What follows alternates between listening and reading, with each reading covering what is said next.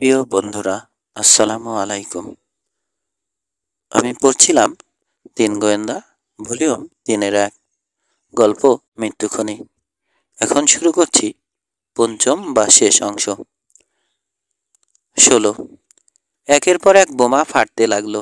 বাস পড়ার মতো প্রচণ্ড শব্দে কানে তালা লেগে যাবার জোগাড়। একসময় থামলো সেটা। পাহাড়ে পাহাড়ে প্রতিধ্বনির রেশ মেলাতে আরও কয়েক সেকেন্ড লাগলো। হুমড়ি খেয়ে পড়তে পড়তে কোনো মতে খনি থেকে বেরিয়ে এলো ছেলেরা। খনিমুখের চারপাশে পোড়া কাঠ আর জ্বলন্ত অন্যান্য জিনিস। শুধু আগুন চেয়েছিলাম। উত্তেজনায় কথা রুদ্ধ হয়ে গেল মশার। এরপর সাংঘাতিক দ্রুত ঘটতে শুরু করলো ঘটনা। বিল্ডিংয়ের দরজা খুলে বেরিয়ে এলো 2 মেক্সিকান শ্রমিক। বেড়া ডিঙিয়ে ছুটি হারিয়ে গেল খনিমুখের উপরে পাথরের স্তূপের আড়ালে। কেবিন থেকে লাফিয়ে বেরোলো হ্যারি আর বিঙ্গো। ঠিক এই সময় গেট দিয়ে ঢুকতে শুরু করলো ম্যাক আর্থারের লাল ট্রাক। মিস্টার ম্যাক আর্থার, চেঁচিয়ে উঠে দৌড়ে গেল মোসা। সাবধান, ব্যাটাদের কাছে বন্দুক আছে। ঝট করে ঘুরে তাকালো হ্যারি। এক ঝটকায় দরজা খুলে গাড়ি থেকে লাফিয়ে নামলো ম্যাক আর্থার, হাতে শটগান। থামো ওখানে, আর এক পা বাড়ালে। কিন্তু থামলো না হ্যারি। ম্যাক আর্থার বন্দুক সোজা করার আগেই মোসার কাঁধ খামছে ধরে হ্যাচকা টানে ঘুরিয়ে ফেললো। তার পেছনে চলে এলো। গুলি খেলে এখন মোসা খাবে। পিঠে কঠিন ধাতব স্পর্শ অনুভব করলো মোসা। বন্দুক ফেলে দাও ম্যাক আর্থার, আদেশ দিল হ্যারি, নইলে ছেলেটার পিঠ ফুটো করে দেব। ধীরে ধীরে বন্দুক নামালো ম্যাক আর্থার, ছেড়ে দিল হাত থেকে। ছুটে এসে বন্দুকটা কুড়িয়ে নিল বিঙ্গো, মুখে কুৎসিত হাসি। জিনার দিকে চেয়ে বলল, এদিকে এসো খুকি, জলদি। না, যেও না।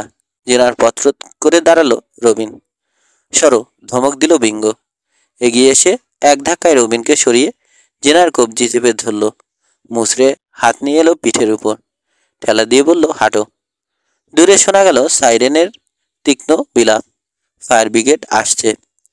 একে অন্যের দিকে তাকালো হ্যারি আর বিঙ্গো। জিম্মিদেরকে আরো শক্ত করে ধরল। হ্যামবনের দিকের পথটা ঠিকমতো নজরে আসছে না। সেদিকে দেখিয়ে জিজ্ঞেস করলো বিঙ্গো, পথটা কোথায় গেছে খুকি? একটা একটা ভুতুড়ে শহরে, জবাব দিল জিনা। পাহাড়ের ওদিকে কি আছে? শুধু মরুভূমি। ভয় পাচ্ছে জিনা, কিন্তু প্রকাশ করছে না। ম্যাক আর্থারের ট্রাকটা দেখালো বিঙ্গো। ওতে করে যেতে পারবো, 4 হুইল ড্রাইভ। এসব করে পার পাবে না, চেঁচিয়ে বলল জিনা। চুপ, ফুসফুস করে উঠল বিঙ্গো। এগিয়ে আসছে ফায়ার ব্রিগেডের সাইরেন। জলদি ট্রাকে। জিনাকে ঠেলা দিল বিঙ্গো। তাকে সামনে তুলে দিয়ে নিজে উঠল। মুসাকিনে হ্যারি উঠল পেছনে। অসহায় চোখে তাকিয়ে রইল কিশোর, রবিন আর ম্যাক আর্থার। তাদের চোখের সামনে দিয়ে চলে যাচ্ছে ট্রাকটা, কিন্তু কিছুই করতে পারছে না। গেটের বাইরে ছুটে গেল কিশোর আর রবিন। আলো না জেলেই গাড়ি চালাচ্ছে বিঙ্গো। অল্পক্ষণেই হারিয়ে গেল পাইন বনের আড়ালে। উল্টো দিকে আঙ্কেল উইলসনের গেটের আরও ওদিকে দেখা যাচ্ছে ফায়ার ব্রিগেডের গাড়ির লাল আলো। কয়েক মিনিট পর ম্যাক আর্থারের গেটের কাছে এসে থেমে গেল সাইরেন। পেছনেই এসেছেন শেরিফ।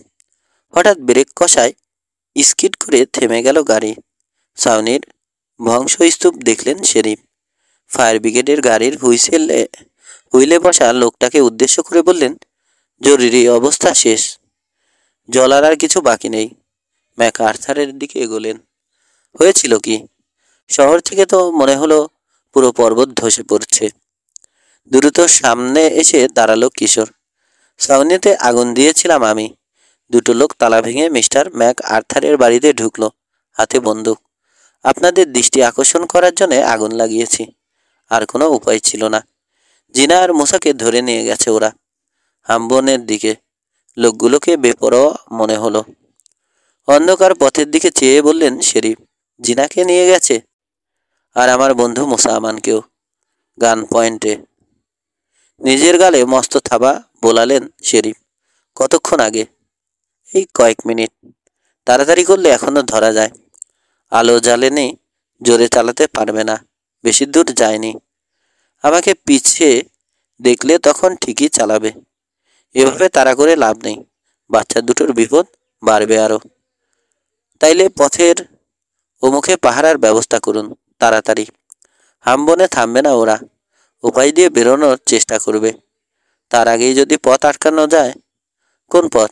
হা হয়ে গেল কিশোর। কয়টা পথ আছে?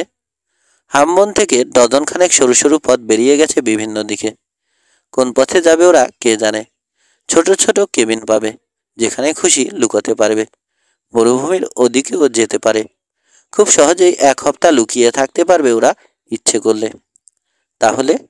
চেঁচিয়ে উঠল রবিন। গাড়ির কাছে গিয়ে দাঁড়ালেন শেরিফ। জানালা দিয়ে 2-ওয়ে রেডিও বের করে বললেন, হাইওয়ে পেট্রোলকে জানাচ্ছি হেলিকপ্টার নিয়ে আসুক। এছাড়া আর কোনো পথ নেই। ঈশ্বরই জানে কি করবে ওরা। তাড়াহুড়ো করে পালানোর জন্যে বাচ্চা দুটোকে না। বাক্যটা শেষ করলেন না তিনি। 17 সঙ্গে নেয়ার অনুরোধ জানালো কিশোর আর রবিন।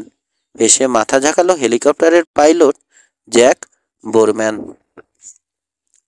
তোমাদের যাওয়া ঠিক হচ্ছে না, বললেন শেরিফ। গোলাগুলি চলতে পারে। বললেন বটে, কিন্তু সরে দাঁড়িয়ে ছেলেদেরকে ওঠার জন্য জায়গাও ছেড়ে দিলেন। পাইলট আর প্যাসেঞ্জার সিটের মাঝে ছোট্ট পরিসরে গাদাগাদি করে বসলো রবিন আর কিশোর। প্যাসেঞ্জার সিটে উঠে বসলেন শেরিফ। টেলিস্কোপিক সাইট লাগানো রাইফেল রাখলেন কোলের উপর। মস্ত ফড়িঙ্গের মতো ডানা ফরফর করে আকাশে উঠল কপ্টার। আকাশে চাঁদ, নিচে উপত্যকায় আলোর চেয়ে অন্ধকার বেশি। শূন্যে উঠেই সুইচ টিপল বোরম্যান। ফ্যাকাশে অন্ধকারের চাদর যেন ফুরে গেল সার্চলাইটের নীলচে সাদা তীব্র আলোকরশ্মি। একটা লেভার দেখিয়ে শেরিফকে বলল, ওটা ঘুরিয়ে ঘুরিয়ে যেখানে খুশি আলো ফেলতে পারবেন। সামনে ঝুঁকলেন শেরিফ। এখনো হয়তো আলো জ্বালায়নি। লেবার ঘুরিয়ে নিচের ঢালে আলো ফেললেন। বড় বড় পাথরের চাঙর কিম্ভূত ছায়া সৃষ্টি করেছে। উপর থেকে আঁকাবাঁকা একটা ফিতের মতো লাগছে হামবনের সড়কটাকে। সবুজ গাছপালার মাঝে এখন প্রায় সাদাই দেখাচ্ছে ওটা। ট্র্যাকটা এখনই ফেলে রেখে যাওয়ার চেষ্টা করবে না, বোরম্যান বলল। এই পথেই অন্তত হামবন পর্যন্ত যাবে। হঠাৎ মন নিল কপ্টার। তৈরি ছিল না। পাক দিয়ে উঠল কিশোরের পেটের ভেতর এক ধরনের অদ্ভুত শূন্যতা। টুইন লেগস টু হামবন সড়কের প্রতিটি ইঞ্চি খুঁজে দেখা হলো, কিন্তু ট্র্যাকটা পাওয়া গেল না। এত তাড়াতাড়ি পেরিয়ে গেল? বিশ্বাস করতে পারছেন না শেরিফ। তাও আবার আলো না জেলে। নড়ে উঠল রবিন। তার দিকে তাকালেন শেরিফ। অভয় দিয়ে বললেন, ভেবো না খোকা, আমার অ্যাসিস্ট্যান্ট জিপ নিয়ে আসছে। যাবে কোথায় বেটারা? হামবনে কপ্টার অনেক নিচুতে নামিয়ে আনলো বোরম্যান। বাড়িঘরের প্রায় ছাদ ছুঁয়ে উড়ে চলেছে। ওটা কি? চেঁচিয়ে উঠলেন শেরিফ। একটা ট্রাক, খনির ছাউনিটার কাছে। ঝুঁকে দেখে বলল কিশোর, ওটা মিসেস রোজি ফিল্টারের। বিকেলেই দেখেছি আমরা, খালি, মহিলা নেই। কি ঘটছে এসব? আরও অনেক ব্যাপার আছে, পরে সব খুলে বলবো। আগে জিনা আর মোসাকে খুঁজে বের করা দরকার। হামবন পেরিয়ে গিয়ে থাকলে পশ্চিমের ঢালে কোথায় আছে কোনো একটা সরু পথে, কিন্তু কোনটায় যে গেল সেটা বোঝাই তো মুশকিল। একটাই উপায় আছে। বলতে বলতেই কপ্টারের নাক পশ্চিমে ঘোরালো বোরম্যান। দ্রুত পেছনে পড়তে লাগলো ভুতুরে শহর হামবন। মাথার উপরে হেলিকপ্টারের শব্দ শুনছে জিনা আর মোসা। গাছের পাতার উপর দিয়ে গিয়ে রাস্তায় নামলো সার্চলাইটের আলো, কিন্তু আলো আর ফিরে এলো না ওখানে। চলে যাচ্ছে হেলিকপ্টার। দূর থেকে দূরে মিলিয়ে গেল ইঞ্জিনের শব্দ। খিকখিক করে হাসলো বিঙ্গো। এবার যাওয়া যায়। ইঞ্জিন স্টার্ট দিয়ে আবার পথে নামিয়ে আনলো ট্রাক। আলো না জেলেই আবার এগিয়ে চললো হামবনের দিকে। একবার বেরোতে পারলে এই হতছাড়া পথে আর আসছি না, ফুসফুস করে শ্বাস টানলো সে। এসে আর লাভও নেই। নিশ্চয় এতক্ষণে জোরে সোরে খুঁজতে শুরু করেছে ম্যাক আর্থার আগে না পেয়ে থাকলে। কিছু যে খুঁজতে গেছি আমরা নিশ্চয় বুঝে ফেলেছে। $10 লাখ বোঝাটা কত বড়? জিজ্ঞেস করে বসলো জিনা। গ্যাস করে ব্রেক কষলো বিঙ্গো। ফিরে তাকালো। তোমাকে কে বলেছে? চুপ করে রইল জিনা। সিগারেট বের করে ধরালো বিঙ্গো। হ্যারি, এ দুটোকে কোথাও ফেলে দেয়া দরকার, এমন কোথাও যাতে আর বাড়ি ফিরতে না পারে। কেসে উঠে হাত নেড়ে নাকের সামনে থেকে ধোঁয়া তাড়ালো জিনা। এত বাজে অভ্যাস, এই ধোঁয়া টানা, বলল সে। ফুসফুসের দফা রফা, গলাও শেষ। কথা বললে ব্যাঙের আওয়াজ বেরোয়। হ্যাঁ, কি যেন বলছিলে? আমাদের কোথাও ফেলে যাবে? তাতে কি লাভ? ফিনিক্সে যে তোমরা ডাকাতি করেছ, 3 ডাকাত আর 1 ডাকাতনি মিলে, এটা আরো লোকে জানে। ঘুমিয়ে উঠল হ্যারি। অন্য ছেলে দুটো বোকার মতো রেখে এলাম। বোকা নয়, সুধে দিল জিনা। বলো গাধার মতো। গর্ধব চন্দ। বন্দুক তুলে পেছন থেকে হুমকি দিল হ্যারি। চুপ হয়ে গেল জিনা। হামবন থেকে উল্টো দিকের পথ ধরে নেমে চলল ওরা। লো গিয়ারে চালাচ্ছে বিঙ্গো। এক জায়গায় এসে ডানে আরেকটা শাখা পথ বেরিয়েছে। সরু পথ, বেজায় রুক্ষ। উপচে পড়া আস্তেতে সিগারেট টিপে নেভালো বিঙ্গো। মূল সড়ক যেটাতে রয়েছে সেটা দেখিয়ে জিনাকে জিজ্ঞেস করলো, এরা কোথায় গেছে? জানি না। পেছন থেকে ডেকে বলল হ্যারি, এটা দিয়ে যাওয়া উচিত না, মন সায় দিচ্ছে না। নিচে 1000 খানেক পুলিশ নিশ্চয় ঘাপটি মেরে আছে। পাশের রাস্তায় নামো। গুদগুদ করে কি বলল বিঙ্গো বোঝা গেল না। মোড় ঘুরে পাশের রাস্তায় গাড়ি নামালো। কাঁচা রাস্তা। অনেক কষ্টে যেন ওখানে জন্মানো থেকে নিজেদেরকে ঠেকিয়ে রেখেছে দুপাশের গাছের জঙ্গল। গভীর দুটো খাঁজ, টায়ারের দাগ, তার উপর মাঝে মাঝে পাথর পড়ে আছে, ফলে আটকে যেতে চাইছে চাকা। জোর করে সরিয়ে আনার চেষ্টা করলেই লাফিয়ে উঠছে ভীষণভাবে। আরেকটা সিগারেট ধরালো বিঙ্গো, কিন্তু টানতে পারল না। গাড়ি সামলাতেই হিমশিম খাচ্ছে। গাল দিয়ে জ্বলন্ত সিগারেটটা বাইরে ছুঁড়ে ফেলে শক্ত হাতে স্টিয়ারিং ধরল। আগুন সহ তো ফেলেছ, বলল জিনা। দেখো, জঙ্গলে দাবানল লেগে যায় নাকি? তাহলে পুরো পুলিশ ফোর্স ছুটে আসবে তোমাদের নাকে লাগাম পরাতে। তীক্ষ্ণ টিটকারি নীরবে হজম করল বিঙ্গো। জবাব দেওয়ার উপায় নেই, গাড়ি সামলাতে ব্যস্ত। মুসার জিনার মনে হলো অনন্তকাল ধরে চলেছে তারা ওই পাহাড়ি পথ ধরে। মাঝে মাঝে বনের ভেতর পরিত্যক্ত কেবিন চোখে পড়ছে। কি এক গোপন রহস্য লুকিয়ে রেখেছে যেন অন্ধকার ঘরগুলো। হামবনের চেয়ে ছোট আর বেশি, ভুতুরে আরেকটা শহর পেরোলেন। সামনে এক জায়গায় একটা কয়ট বসেছিল রাস্তার উপর, মহা গম্ভীর, কিন্তু হেডলাইটের আলো চোখে পড়তেই ভীতু শিয়ালের মতো কুই করে উঠে গিয়ে লুকালো পাশের অন্ধকার ঝোপে। মাথার উপর কয়েকবার হেলিকপ্টারের আলো দেখা গেল। প্রতিবারই জঙ্গলে ট্রাক ঢুকিয়ে ফেলল বিঙ্গো। কপ্টার দূরে সরার আগে বেরোলো না। ঘুমানোর চেষ্টা করলো মুসা আর জিনা, কিন্তু যা ঝাঁকুনি ঝিমানোও সম্ভব নয়। ঘুম তো দূরের কথা। উপরের দিকে গাড়ি উঠছে তো উঠছেই, কিন্তু অবশেষে বাঁক নিল পথ। সাপের মতো এঁকে বেঁকে খানিক দূর নেমে গিয়ে সোজা হলো। বোধহয় বাঁচলাম, ফোঁস করে নিঃশ্বাস ফেলল বিঙ্গো। স্টিয়ারিংয়ে হাতের চাপ যদিও শিথিল করতে পারছে না, ঢিল পড়লেই নাক ঘুরিয়ে গাছের গায়ে গুঁতো মারার জন্যে রওনা দেয় গাড়ি। চাঁদ ডুবে গেছে। আকাশে শুধু তারা মিটমিট করছে। উপরেও ছায়াপথ, নিচেও ছায়াপথ বানিয়ে রেখেছে।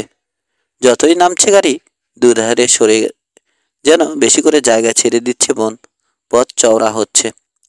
উপত্যকায় নামলো গাড়ি। সামনে আড়াআড়ি চলে গেছে আরেকটা পাকা রাস্তা। তার ওপাশে বিস্তৃত মরুর খোলা শূন্যতা। গাড়ি থামিয়ে ডানে বাঁয়ে তাকালো বিঙ্গো। অল্প অল্প হাঁপাচ্ছে, বেড়েছে ফুসফুসানি। এসে বলল হ্যারি, পুলিশ নেই। বলেছিলাম না, মেইন রোডে থাকবে ওরা।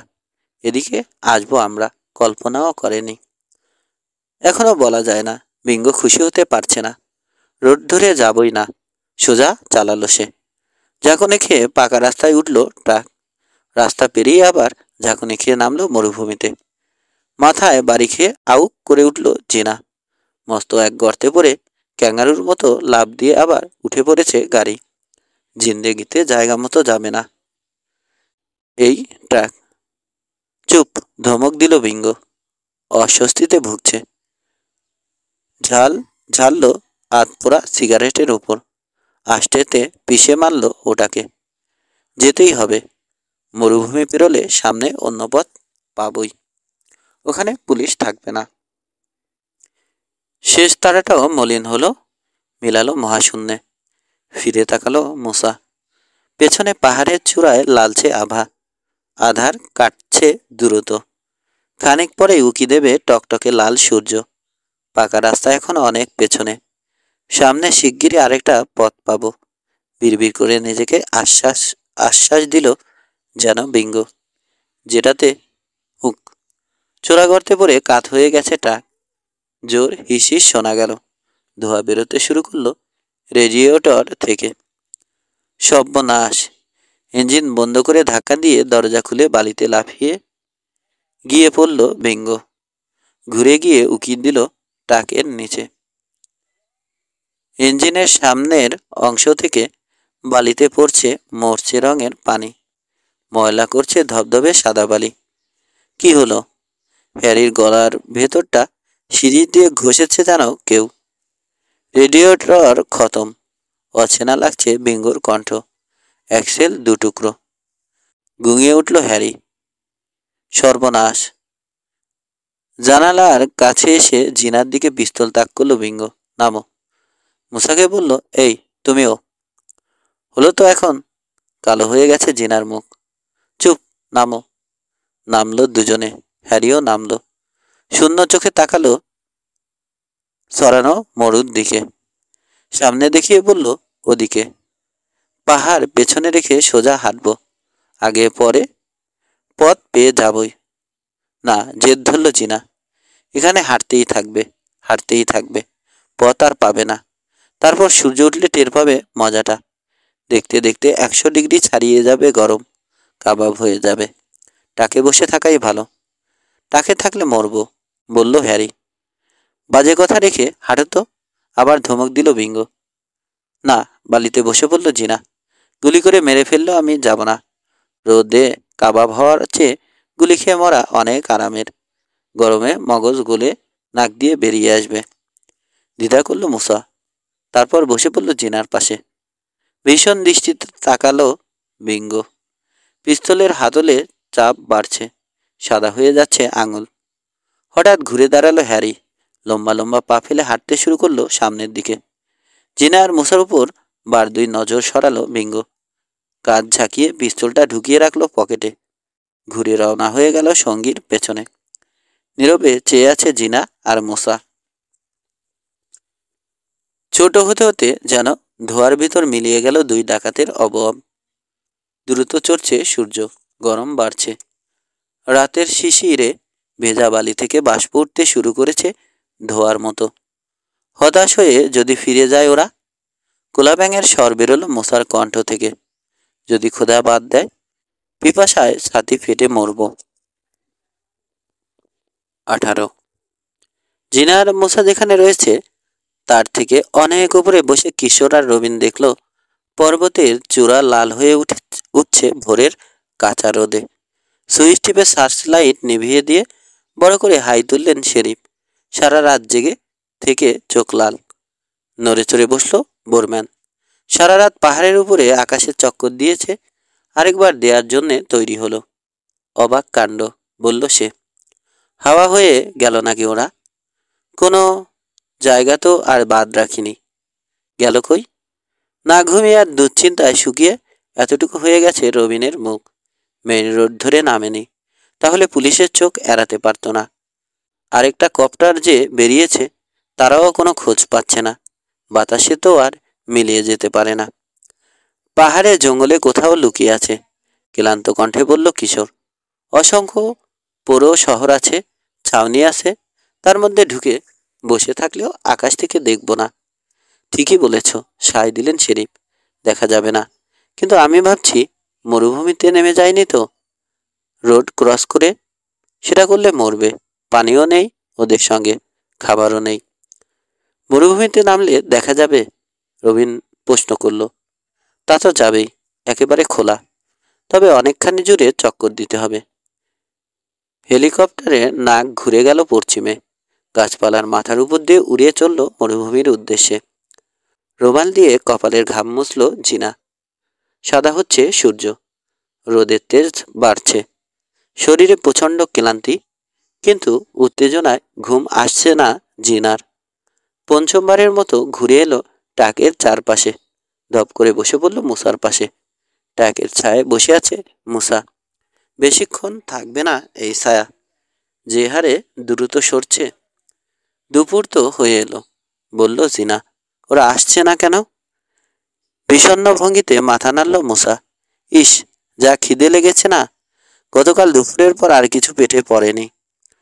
তুমি তো ভাবছো খাওয়ার কথা, আমার যে গলা শুকিয়ে কাঠ, খাবার পেলেও এখন গলা দিয়ে নামবে না। রেডিয়েটরটাও তো লিক হয়ে গেছে, নইলে ওখান থেকে পানি নিয়ে খেতে পারতাম। কাঁধ নিচু করলো জিনা। ঝট করে সোজা হলো পরক্ষণে, চেঁচিয়ে উঠল, ও মাই গড, হলো কি আমার? লাফিয়ে উঠল সে। ইগনিশন থেকে খুলে বের করলো ফার্স্ট এইড কিটস। ভেতরে একটা ডাক্তারি কাঁচি পাওয়া গেল। উজ্জ্বল হয়ে উঠল মুখ চোখ। এটা দিয়ে কি করবে? জিনার আনন্দের কারণ বুঝতে পারছে না মোসা। কাছেই একটা ব্যারেল ক্যাকটাস দেখালো জিনা। ক্যাকটাসের ভেতরে পানি থাকে, বৃষ্টির সময় শুষে নিয়ে জমিয়ে রাখে শরীরের ভেতর। শুকনো মৌসুমে কাজ চালায়, বেঁচে থাকে। আরও আগেই মনে পড়ল না কেন ভাবছি। বেটার লেইট দ্যান নেভার, মুসা বলল। রসালো জিনিসের সন্ধান যে পাওয়া গেছে এতেই আমি খুশি। কাজিটা নিয়ে দৌড় দিল সে। কুপিয়ে খুঁচিয়ে শক্ত চামড়া কেটে ভেতর থেকে দুটুকরো নরম শ্বাস বের করলো। ফিরে এসে একটা দিল জিনার হাতে। মুখে দিয়েই চেহারা বিকৃত করে ফেলল দুজনে। বুঝতে পারছি না কোনটা খারাপ, তিক্ত কণ্ঠে বলল মুসা। পিপাসায় মৃত্যু নাকি এটা? চুষে চুষে সবটুকু রস খেয়ে ছোবড়াটা ফেলে দিল জিনা। মাথার উপর উঠে এসেছে সূর্য, ছায়া নেই। ট্রাকের নিচে ঢুকতে হবে, আর কোনো উপায় নেই, বলল সে। কপ্টার এলে ট্রাকটা দেখতে পাবে, আমরাও তখন বেরিয়ে আসতে পারবো। ক্রল করে ট্রাকের তলায় চলে এলো দুজনে। আরে বেশ ঠান্ডা তো এখানে। হাত পা ছড়িয়ে শুয়ে পড়ল জিনা। ক্যাকটাসের রস খেয়ে আর ছায়ায় শুয়ে সামান্য ভালো বোধ করছে ওরা। দূর থেকে ভেসে এলো কি এক নাম না জানা মরু পাখির বিষণ্ণ ডাক। কোনোই দিয়ে আস্তে করে জিনার পাঁজরে গুঁতো দিল মোসা। ইঙ্গিতে দেখালো। বালির তলা থেকে মাথা তুলেছে একটা ক্যাঙ্গারু ইঁদুর। সতর্ক চোখে দেখলো কয়েক মুহূর্ত, বিপদ নেই বুঝে বেরিয়ে এলো। আরো কয়েক সেকেন্ড চুপচাপ থেকে হঠাৎ মস্ত লাফ দিয়ে ছুটে গেল একদিকে। বোধহয় খাবার দেখতে পেয়েছে। কোথা থেকে জানি যেন মাটি ফুঁড়ে উদয় হলো কয়েকটা গিরগিটি। ট্রাকের নিচে এসে ঢুকলো গুটি গুটি পায়ে, খাবার খুঁজছে। চারপাশে সাদা বালির সমতল বিস্তার আগুন হয়ে উঠেছে। মরুত্তপ্ত বাতাসে এক ধরনের অদ্ভুত ঝিলিমিলি, মনে হচ্ছে যেন কাঁপছে বাতাস। সময়ের হিসেব রাখেনি ওরা, ঠিক কতক্ষণ পর বলতে পারবে না। মাথা তুলল মুসা, কান পেতে শুনছে।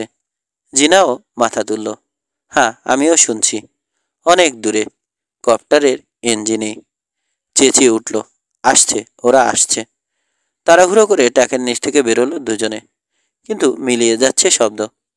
আকাশের দিকে মুখ তুলে আতিপাতি করে খুঁজল, কিন্তু গাঢ় নীলের মাঝে কোথাও কোনো কলঙ্ক নেই। কিন্তু শুনলাম তো, হতাশ কণ্ঠে বলল জিনা। শুনেছি আমিও, কান পেতে আছে মুসা। শোনা যাচ্ছে না আর শব্দটা। এদিকে কেন এলো না? কেঁদে ফেলবে যেন জিনা। আর বেশিক্ষণ টেকা যাবে না, মরব। ভেঙে পড়ছো কেন? এখনই আসবে ওরা, আমাদের খুঁজে বের করবে, বলল বটে, কিন্তু নিজেই ভরসা পাচ্ছে না মোসা। গলায় জোর নেই। কয়েক মিনিট পর আবার শোনা গেল শব্দটা। দূরে আওয়াজ বাড়ছে আস্তে আস্তে। সাদাতে নীল দিগন্তে দেখা দিল কালো একটা বিন্দু। এগিয়ে আসছে কপ্টার। লাফিয়ে উঠল জিনা আর মোসা, পাগলের মতো হাত নেড়ে। চেঁচিয়ে ওঠার দৃশ্য চেঁচিয়ে ওঠার দৃষ্টি আকর্ষণের চেষ্টা চালালো। দেখতে পেল হেলিকপ্টার দ্রুত নাক ঘুরিয়ে কাত হয়ে ছুটে এলো সা করে। বালিতে ঘূর্ণিঝড় তুলল কপ্টারের পাখা। তার ভেতর দিয়ে মাথা নুয়ে দৌড়ে গেল জিনা আর মুসা। তাড়াতাড়ি নামতে গিয়ে হাঁসফাঁস করছেন স্থূলদেহী শেরিফ। তোমরা ঠিক আছো? চেঁচিয়ে জিজ্ঞেস করলেন। ধাক্কা দিয়ে আরেকটু হলে তাকে ফেলেই দিয়েছিল রবিন আর কিশোর। কে আগে নামবে সেই প্রতিযোগিতা। ছুটে এলো দুহাত তুলে। আনন্দে কে যে কাকে জড়িয়ে ধরল সে হুঁশ থাকলো না। সবার আগে সামলে নিল জিনা। শেরিফকে বলল, ডাকাত দুটো ওদিকে পালিয়েছে, পায়ে হেঁটে গেছে। ট্রাক ভেঙে পড়ার পরই ভেগেছে, যোগ করল মুসা। তাড়াতাড়ি আবার গিয়ে কপ্টারে উঠলেন শেরিফ। পাশে কাত হয়ে কিছু বললেন পাইলটকে। মাথা নেড়ে সায় জানিয়ে রেডিওর উপর ঝুঁকল বোরম্যান। বোধহয় হাইওয়ে পেট্রোলকে খবর জানাচ্ছে। জানালা দিয়ে মুখ বের করে ইঞ্জিনের গর্জন ছাপিয়ে চেঁচিয়ে বলল, তোমরা থাকো এখানে, মেসেজ পাঠিয়ে দিয়েছি, আরেকটা হেলিকপ্টার আসছে, ব্যাটাদের ধরতে চললাম আমরা। পানির একটা ক্যান্টিন বাড়িয়ে দিল মুসার দিকে। উড়াল দিল আবার হেলিকপ্টার। সোজা পশ্চিমে রওনা হলো হ্যারি আর বিঙ্গোর খোঁজে। পরস্পরের দিকে চেয়ে হাসলো জিনা আর মুসা। আমি শিওর বেশি দূর যেতে পারিনি ব্যাটারা। জিনার কণ্ঠে সন্তোষের আমেজ। 19। ঠিকই অনুমান করেছে জিনা। বেশি দূর যেতে পারেনি হ্যারি আর বিঙ্গো। 1 ঘন্টা পরই ওদেরকে হাতকড়া পরা অবস্থায় নামানো হলো ম্যাক আর্থারের কেবিনের সামনে উঠানে। দুপাশে পাহারায় রইল পাইলট বোরম্যান আর শেরিফের সহকারী। করুণ অবস্থা হয়েছে 2 ডাকাতের। রোদে পোড়া চামড়া, জায়গায় জায়গায় ফোসকা পড়ে গেছে। এতই পরিচান্ত, বসে বসে কুকুরের মতো জিভ বের করে হাঁপাচ্ছে। ভাগ্য ভালো ওদের হেলিকপ্টারের চোখে পড়েছে, নইলে মারাই যেত। ট্র্যাক ছেড়ে যাওয়ার পর মাত্র কয়েক মাইল এগিয়েছিল, তাতেই এ দশা। ডাকাতদের আগেই টুইন লেকসে ফিরে এসেছে ছেলেরা। হাতকড়া পরা ডাকাতদের নামতে দেখে আনন্দে হাততালি দিয়ে উঠল জিনা। আঙ্কেল উইলসন আর ভিকি খালাও রয়েছে ওখানে। মেক্সিকান শ্রমিকদের সহায়তায় সবাইকে স্যান্ডউইচ পরিবেশন করছে ভিকি। দিতে একটু দেরি করলেই রেগে যাচ্ছে শ্রমিকদের উপর। আগের রাতেই ফিরে এসেছিল শ্রমিকেরা। সারা রাত বসে কাটিয়েছে কেবিনের দাওয়ায়। ভয়ে কারো সঙ্গে কথা বলেনি। ছেলেদেরকে এখন ঠিকঠাক মতো ফিরতে দেখে হাসি ফুটেছে মুখে। স্বেচ্ছায় মেনে নিয়েছে ভিকির তাবেদারি। কেবিনের পাশে চুপচাপ শুয়ে আছে ম্যাক আর্থারের কুকুর। 2 ডাকাতের মতোই জিভ বের করে নীরবে হাঁপাচ্ছে। ওষুধের ক্রিয়া শেষ হয়নি এখনও পুরোপুরি। ম্যাক আর্থারকেও তার কুকুরটার মতোই দেখাচ্ছে বিধ্বস্ত, ক্লান্ত। সবাই তো এলো, যেন সবার কাজ শুরু করছে এমনই ভঙ্গিতে বলল সে। দয়া করে কেউ কি বলবেন ব্যাপারটা কি? 2 ডাকাতকে দেখিয়ে বলল, কি ঘটেছে এখানে? ম্যাক আর্থারের কথায় কান না দিয়ে কিশোরের দিকে তাকালো জিনা। বলল, ঠিকই আন্দাজ করেছিলে। বার্ড হিলারি সেই 4 ডাকাতদের একজন, আর এই যে এখানে 2 জন। গত রাতে শিকার করেছে ওরা। আমরা কিছুই স্বীকার করিনি, ঘোষণা করলো হ্যারি। করেছ, জোরে মাথা ঝাঁকালো জিনা। আমাদেরকে ফেলে দেওয়ার কথাও বলেছিলে, যাতে কোনোদিন ফিরে আসতে না পারি। মিষ্টি করে হাসলো কিশোর। আমাদের কেস প্রায় শেষ, সবকিছুই খাপে খাপে বসে যাচ্ছে। মানে? জিজ্ঞেস করলেন শেরিফ। কি ব্যাপার কিশোর? আঙ্কেল উইলসনও জানতে চাইলেন। আমি তো ঘোর অন্ধকারে, একটু খুলে বলো তো। বলছি। হাতের বাকি স্যান্ডউইচটুকু 2 কামড়ে শেষ করলো কিশোর। ঢকঢক করে পুরো 1 গ্লাস পানি খেয়ে মুখ মুছে শুরু করলো। যখন জানলাম খনিতে পাওয়া লাশটা 5 বছর আগের এক দাগি আসামির, মনে প্রশ্ন জাগলো, ওর মতো লোক টুইন লেকসের নির্জন খনিতে কি করছিল? মাইনে কেন ঢুকেছিল? প্রথমেই মনে এলো টুইন লেকসের স্থানীয় পত্রিকাটার কথা। গিয়ে খুঁজতে শুরু করলাম। জানা গেল 5 বছর আগে এসেছিল বার্ড হিলারি। খনিতে ঢুকে আর বেরোতে পারেনি। তার আগেই খনির মুখ সিল করে দেয়া হয়। সেদিন একটা পরিত্যক্ত গাড়ি পাওয়া গেল খনির কাছে। লর্ডসবুর্গ থেকে চুরি গিয়েছিল ওটা। অনুমান করলাম ওই গাড়িতে করেই এসেছিল হিলারি। সুতরাং গেলাম লর্ডসবুর্গে তার খোঁজ নেয়ার জন্যে। ওখানকার একটা পত্রিকাতেই ডেথ ট্র্যাপ মাইনের মুখ সিল করার সংবাদ বেরিয়েছিল, জানলাম সেটা। 5 বছর আগে মিসেস রোজি ফিল্টার টুইন লেক্সে ফিরে এসে সম্পত্তি কিনেছেন। তার অব্যবহৃত একটা ঘরে আরেকটা পত্রিকা পেলাম, 5 বছরের পুরানো, ফিনিক্স থেকে বেরোয়। সেই সংখ্যায় ছাপা হয়েছিল একটা ডাকাতির খবর। পত্রিকাটা ছিল খনিমুখ ছিল করার আগের দিনের। তার কয়েক মাস পর এসে সম্পত্তি কিনেছেন মিসেস ফিল্টার। আন্দাজ করতে কষ্ট হলো না পত্রিকাটা ব্যাড হিলারি এনেছে। খনিতে ঢোকার আগের রাত ওই ঘরে কাটিয়েছে। পরদিন পত্রিকাটা অন্যান্য পত্রিকার স্তূপের উপর ফেলে রেখে বেরিয়ে গেছে। ধরে নিলাম 4 ডাকাতের একজন সে। এখন তো জানি, ঠিকই আন্দাজ করেছি। বাকি দুজন এই যে হ্যারি আর বিঙ্গোর দিকে চেয়ে হাসল কিশোর। তারপর গত হপ্তায় পাওয়া গেল হিলারির লাশ। কৌতূহলীরা ছুটে এলো দলে দলে। খবরটা শুনে তুমি বিঙ্গোও এসেছ। আঙ্কেল উইলসনের গোলাঘরে ঢুকেছিলে রাতে চুরি করে। আমরা যখন দেখে ফেললাম, ছুরি হাতে বেরিয়ে দৌড়ে গিয়ে লুকালে খেতে। মুসাকে আরেকটু হলেই শেষ করে দিয়েছিলে। কোনো কিছু খুঁজতে ঢুকেছিলে তুমি গোলাঘরে, পাওনি। কাজেই বাধ্য হয়ে তোমাকে থাকতে হয়েছে টুইন লেক্সে। কোথায় থাকবে? লোকে তো দেখে ফেলবে। ঠাই নিলে গিয়ে মিসেস ফিল্টারের অব্যবহৃত ঘরে। তুমিই সেদিন তার রান্নাঘর থেকে খাবার চুরি করেছিলে। সিঙ্কে পোড়া সিগারেটের টুকরো ফেলে গিয়েছিলে। নাকি মিসেস ফিল্টারই তোমাকে খাবারগুলো দিয়েছিলেন? জবাব দিল না বিঙ্গো। যাই হোক, আবার বলে গেল কিশোর। ধারে কাছে কোথাও ছিল হ্যারি, কিন্তু তোমার মতো সূত্র রাখেনি। ও কোথায় ছিল কে জানে। যাকগে, তকে তকে ছিলে। গতকাল বিকেলে পেয়ে গেলে সুযোগ। আশপাশে কেউ নেই। কুকুরটাকে ওষুধ খাইয়ে ঘুম পাড়ালে। তারপর গিয়ে হ্যারিকে নিয়ে এসে দুজনে খোঁজাখুঁজি শুরু করলে। হ্যাঁ, ওই যে লুট করেছিলে $10 লাখ, সেগুলো। তোমাদেরকেও ঠকিয়েছিল হিলারি।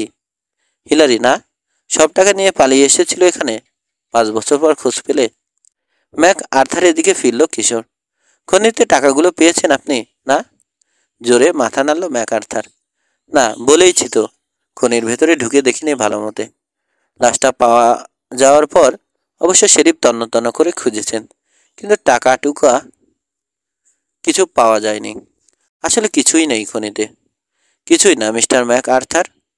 পকেট থেকে সোনার টুকরো বের করে শূন্যে ছুড়ল কিশোর। লুফে নিয়ে বলল, এটাও না খাঁটি সোনা? বিস্মিত হলো ম্যাক আর্থার। স্বর্ণ? ভুরু কোচকালেন শেরিফ। ডেথ ট্র্যাপে সোনা আছে বলে তো শুনিনি। কিন্তু এটা এখন আছে, মুচকে হাসল কিশোর। এটা পেয়েছি, আরেকটা। পকেট থেকে নুড়ি বের করে দেখালো। এই যে এটাও পেয়েছি। লর্ডসবুর্গে জুয়েলারের দোকানে গিয়ে পরীক্ষাও করিয়েছি। খাঁটি সোনা, তামার সঙ্গে মেশানো। তাজ্জব হয়ে গেছেন শেরিফ। কিন্তু কিন্তু ওই খনিতে তো সোনা ছিল না। থাকলে আরও আগে তার চিহ্ন পাওয়া গেল না কেন? সেটাই তো মজা, হাসল কিশোর। তখন আসলেই ছিল না। পরে পাওয়া সোনার টুকরোটা শেরিফের হাতে দিয়ে বলল, খনির দেয়ালে গেঁথেছিল। ভালো করে দেখুন তো, কিছু বুঝতে পারেন কিনা। পারলেন না শেরিফ, মাথা নাড়লেন। গত রাতে হেলিকপ্টারে বসে ভালো মতো ভেবেছি, বলল কিশোর। জানি অন্যান্য ধাতু, এই যেমন তামা রূপার সঙ্গে থাকে অনেক সময় স্বর্ণ, কিন্তু তামাই হোক আর রূপাই হোক এত গায়ে গায়ে মেশামেশি করে থাকে না, এত বেশি পরিমাণে। সন্দেহ হলো, মনে পড়ল টুইন লেক্সে এসে পয়লা রাতে গুলির শব্দ শুনেছি। শেরিফ, আরেকবার ভালো করে দেখুন তো টুকরোটা, কিছু চোখে পড়ে কিনা। তালুতে রেখে আরেকবার দেখলেন শেরিফ। নকশা। নকশার মতো কি যেন। নকশায় মাথা কাত করল গোয়েন্দা প্রধান। কমলা ফুলের কুড়ি আঁকা ছিল। বিয়ের আংটি ছিল ওটা। আগে বলল ম্যাক আর্থার। কোথায় পেয়েছো তুমি ওটা? খনিতে পেয়েছো? বিশ্বাস করতে বলো এই কথা? আমার চেয়ে আপনিই তো ভালো জানেন। এত অসতর্ক হওয়া উচিত হয়নি আপনার। বাজারে সোনার টুকরো কিনতে পাওয়া যায়। পুরানো গহনা কিনেই তো ভুলটা করেছেন। শেরিফের দিকে ফিরে বলল কিশোর। পুরানো এক খেলা খেলতে চেয়েছিলেন মিস্টার ম্যাক আর্থার। শটগানের নলে অলংকার ভরে, চেম্বারে গুলি ভরে, ফায়ার করেছেন গিয়ে খনির দেয়ালে। তারপর লোক ডেকে এনেছেন দেখানোর জন্য যে খনিতে সোনা আছে। যখনই কাউকে দেখাতে এনেছেন, মেক্সিকান শ্রমিকদের দিয়ে ডিনামাইট ফাটিয়েছেন ভেতরে, যেন নিয়ম মাফিক খোঁজা হচ্ছে খনি। মনে হয় বোকা টাকার কুমিরগুলোকে লর্ডসবুর্গে পাকড়াও করেছেন মিস্টার ম্যাক আর্থার। ওদের ধরে নিয়ে এসেছেন, দেখিয়েছেন ডেড টাফে সোনা আছে, টাকা ইনভেস্ট করতে রাজি করিয়েছেন। কিন্তু একটা ব্যাপার বুঝতে পারছি না, বাধা দিয়ে বললেন আঙ্কেল উইলসন। ম্যাক আর্থার এ কাজ করতে যাবে কেন? সে তো কোটিপতি, টাকার অভাব নেই। কেন তৃতীয় শ্রেণীর ঠকবাজি করতে যাবে? দাঁত বের করে হাসল। না, হুমকি দিল ম্যাক আর্থার। বোঝা গেল না।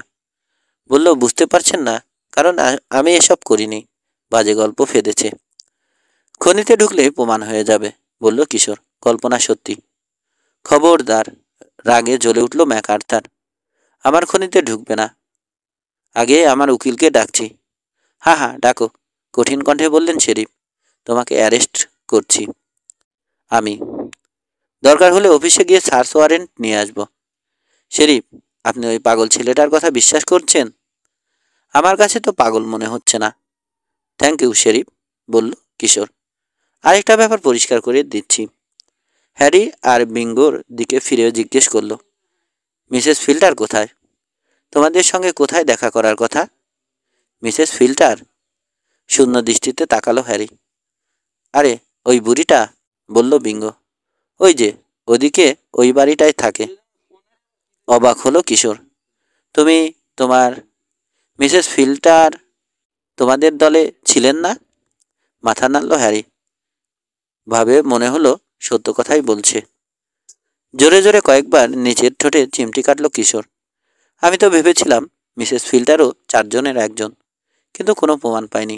শুধু সমস্ত বর্ণনা পুরোপুরি মিলে যায়। ডাকাতির পরপরই ফিনিক্স থেকে নিখোঁজ হয়ে যান। তারপর ব্যাড হিলারি আর ডাকাতির ব্যাপারটা যখন তদন্ত করছি আমরা, আবার গায়েব হলেন তিনি। চেঁচিয়ে উঠল ম্যাক আর্থার। তখন থেকেই বলছি ছেলেটা পাগল, নইলে মিসেস ফিল্টারের মতো মহিলাকে সন্দেহ করে? চকিতের জন্যে খনিমুখের দিকে তাকালো সে, দৃষ্টিতে শঙ্কার ছায়া। আমি না হয় পাগল, কিন্তু আপনি ঘামছেন কেন মিস্টার ম্যাক আর্থার? ভুরু নাচালো কিশোর। হঠাৎ চাপ্পড় মারল নিজের কপালে। আমি একটা আস্ত গাধা, ক্ষমার অযোগ্য, বুদ্ধু। হায় হায়, কি ভেবেছি? ডাকাতিতে জড়িত ছিলেন বলে তো গায়েব হননি মহিলা, তাকে গায়েব করা হয়েছে। মিস্টার ম্যাক আর্থার, আপনাকে চিনে ফেলেছিলেন তিনি, না? আপনার ব্যাপারে অস্বাভাবিক কিছু মনে পড়ে গিয়েছিল তার। কি করেছেন তাকে? কোথায় রেখেছেন? ঢোক গেল ম্যাক আর্থার। আমি কি জানি? আবার খনিমুখের দিকে তাকালো। লাফিয়ে উঠে দৌড় দিল কিশোর। শেরিফের গাড়ি থেকে একটা শক্তিশালী টর্চ নিয়ে ছুটল খনির দিকে। ম্যাক আর্থারকে দেখিয়ে গর্জে উঠলেন শেরিফ, এ বেটাকে আটকাও। সহকারীকে নির্দেশ দিয়েই দৌড় দিলেন কিশোরের পেছনে। তাদেরকে অনুসরণ করল জিনা, মোসা, রবিন, আঙ্কেল উইলসন। ঢালু সুড়ঙ্গ ধরে প্রায় দৌড়ে নামতে লাগলো কিশোর। তার ঠিক পেছনেই রয়েছে অন্যেরা। যে দেয়ালে সোনার টুকরো পাওয়া গেছে তার পাশ কাটিয়ে এলো ওরা। মোড় নিয়ে সেই করিডোরে ঢুকে পড়ল, যেটার শেষ মাথায় রয়েছে গর্ত, যাতে পাওয়া গেছে হিলারির লাশ। ঠিকই অনুমান করেছে কিশোর। খাদের ভেতরে পড়ে আছেন মিসেস ফিল্টার, হাত পা বাঁধা, মুখে রুমাল গোজা, অসহায়। 20 উজ্জ্বল হলো মিসেস ফিল্টারের চোখ। তাড়াতাড়ি ফিরে গিয়ে একটা মই এনে গর্তে নামলেন শেরিফ। ইস, খুব কষ্ট পেয়েছি। ইস, খুব কষ্ট পেয়েছি। মুখ থেকে রুমাল সরাতেই বললেন মিসেস ফিল্টার। আমি তো ভাবছিলাম আর বুঝি কেউ আসবেই না। হাত পায়ের বাঁধন খুলে দিতেই স্বচ্ছন্দে উঠে দাঁড়ালেন তিনি। বাঁধা জায়গাগুলো বার কয়েক ডোলে রক্ত চলাচল স্বাভাবিক করে নিলেন। হাত দিয়ে কাপড়ের ধুলো ঝেড়ে এসে মই ধরলেন। মিসেস ফিল্টারের সুটকেসটা তুলে আনলেন শেরিফ। ঠকটা কোথায়? উপরে উঠে জিজ্ঞেস করলেন Mrs filter. Mister Mac Arthur? পাল্টা প্রশ্ন করল কিশোর। ও ম্যাক আর্থার নয়। বাচ্চাটার মাঝে অদ্ভুত কী ছিল মনে মনে হয়েছে।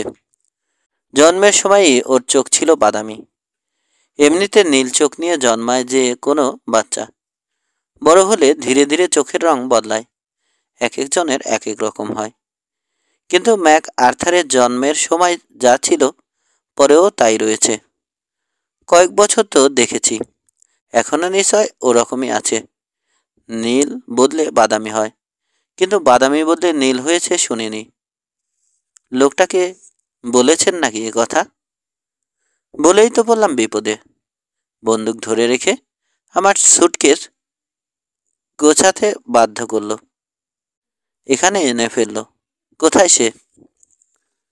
বাইরে, জানালেন শেরিফ। আর একটু পরেই হাজতে ঢুকবে। হাজত তার জন্য অনেক ভালো জায়গা।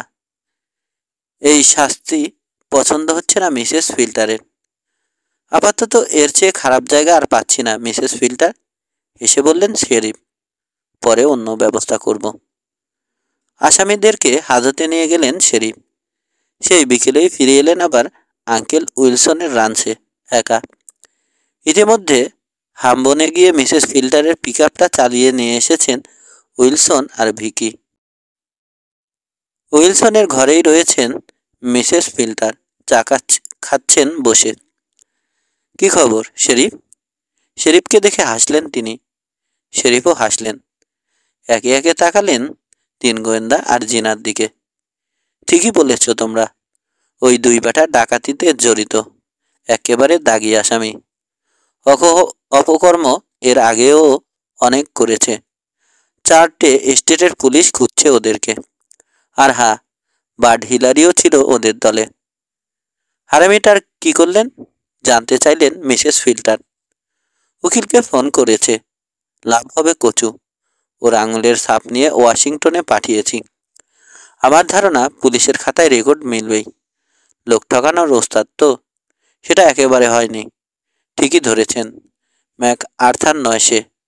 আসল ম্যাক আর্থারের সঙ্গে ফোনে কথা বলে এলাম। শুরু থেকেই বলছি, ওটা একটা আস্ত ভণ্ড।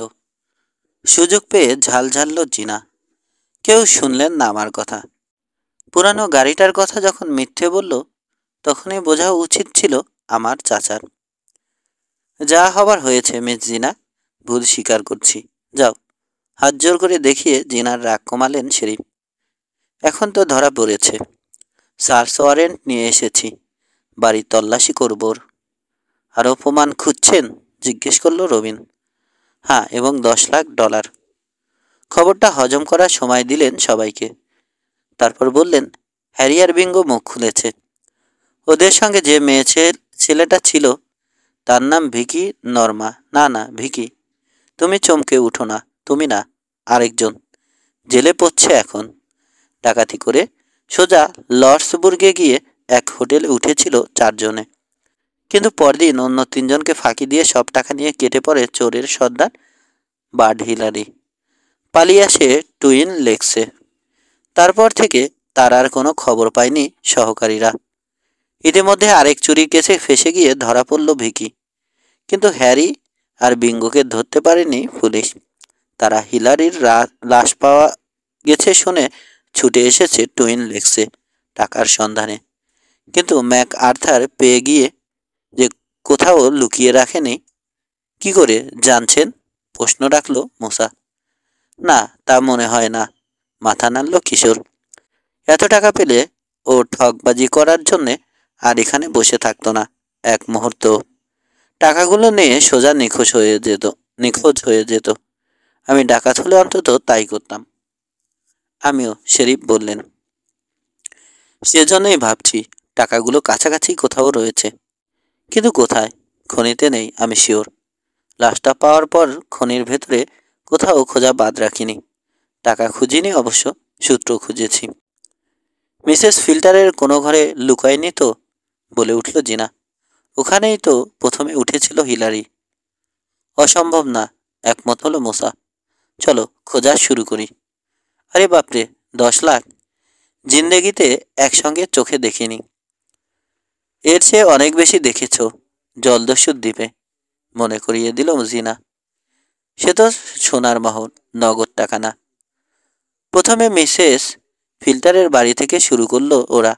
এক ঘরে একটা সোফার নিচে পাওয়া গেল আঙ্কেল উইলসের হারানো ছুরি, কিন্তু টাকা নেই। খনিতে খোঁজা হলো আরেকবার। খনির বিল্ডিং কাজকর্মের বিল্ডিং, নকল ম্যাক আর্থারের কেবিন, চিরুনি দিয়ে উকুন খোঁজার মতো করে খোঁজা হলো। তার বিরুদ্ধে যায় এমন কিছু কাগজপত্র পাওয়া গেল, বেশ কিছু ধনী লোকের নাম ঠিকানার তালিকা, ব্যাংকের অ্যাকাউন্ট বই। ধাপ্পা দিয়ে লোকের কাছ থেকে টাকা নিয়ে ওসব অ্যাকাউন্টে জমা করতো ঠকটা, কিন্তু লুটের টাকা পাওয়া গেল না। কেবিনের বারান্দায় দাঁড়িয়ে ঘন ঘন নিচের ঠোঁটে চিমটি কাটছে কিশোর।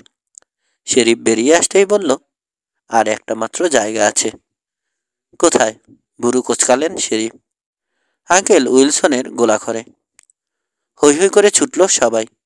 ধুলো আর মাকুসার জালে ঢাকা কোনা ঘুপচি কিছুই বাদ দেয়া হলো না, কিন্তু পাওয়া গেল না টাকা। নিচের ঠোঁটে চিমটি কাটতে কাটতে পুরনো টি মডেলের দিকে এগুলো কিশোর। কি ভেবে ঢুকে গেল ভেতরে, শেরিফের কথা কানে আসছে। বোধহয় টাকাগুলো অন্য কোথাও রেখে এসেছিল বেটা, টুইন লেক্সে আনেইনি। প্রথমেই পেছনের সিটে চাপ দিল কিশোর। নড়ে উঠল গদি, আলগা। ফ্যাচকা টানে সরিয়ে আনলো গদি। চেঁচিয়ে উঠল, পেয়েছি পেয়েছি। ছুটে এলো সবাই। হুড়মুড় করে গাড়িতে উঠে বলল জিনা আর মুসা। অন্যেরা পারল না, জায়গা নেই। আরে বাপরে, এত টাকা! চোখ বড় বড় করে ফেলল মুসা। যাক বাবা, যাক বাবা, চোখ সার্থক হলো। সুন্দর পরিপাটি করে অনেকগুলো বান্ডিল করা হয়েছে নোটের তারা দিয়ে। যত্ন করে ভরেছে প্লাস্টিকের ব্যাগে। একটা ব্যাগ ছিল কিশোর। 5 বছর পরেও আনকোড়াই রয়েছে $20 নোটগুলো। তাজা গন্ধ আসছে। গুনতে কদিন লাগবে? মুসার প্রশ্ন। ঈশ্বরই জানে, হাত নাড়লেন শেরিফ। বাইরে দাঁড়িয়ে গাড়ির জানালায় নাক মুখ চেপে রেখেছেন। ধুলো ময়লায় যে মাখামাখি হচ্ছে খেয়ালই নেই।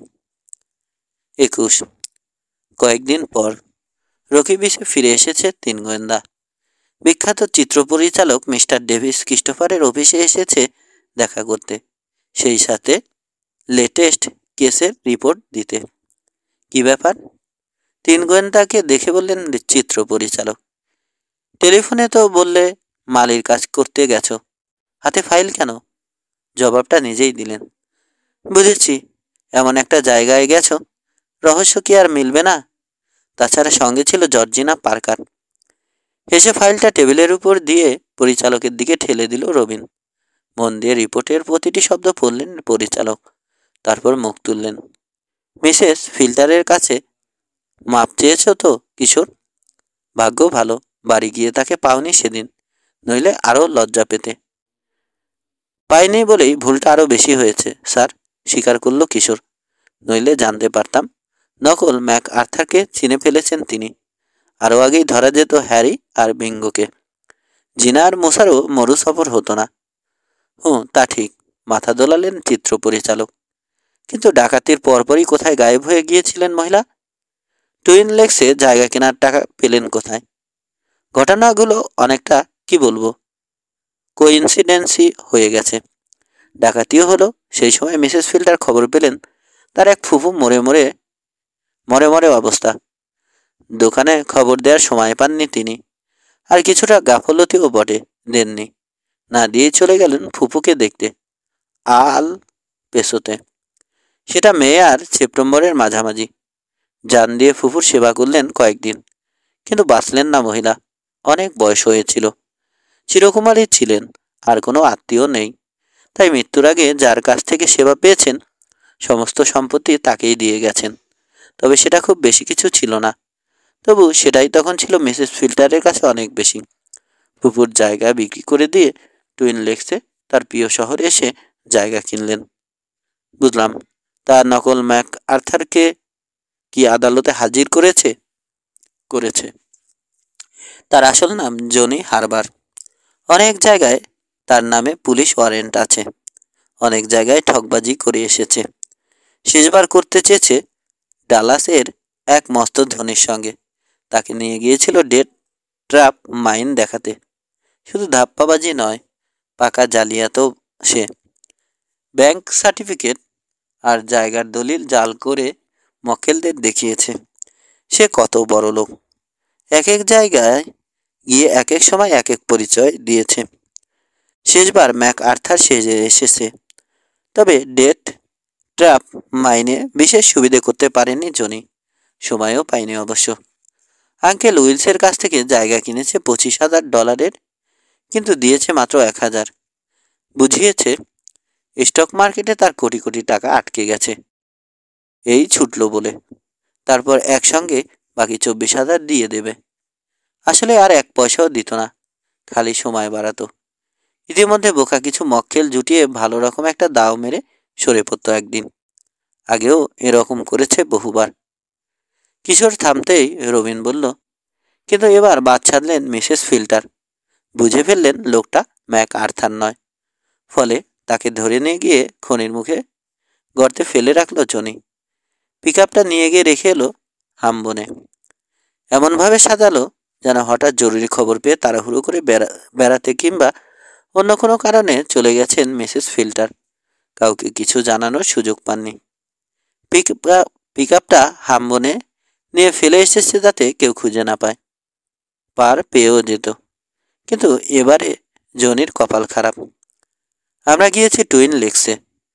তাছাড়া হ্যারি আর বিঙ্গো গেছে লুটের টাকার খোঁজে। মেক্সিকান 2 শ্রমিকের ব্যাপারটা কি জিজ্ঞেস করলেন পরিচালক। জনি হারবারের সহকারী ছিল না, জবাব দিল কিশোর। ওদেরকে শ্রমিকের কাজ করার জন্যই ভাড়া করে এনেছিল জনি। বেড়া দেওয়া, বাড়িঘর রং করানো থেকে শুরু করে খনিতে ডিনামাইট ফাটানো সব কাজই করাতো। তবে ওরাও একেবারে সাধু নয়।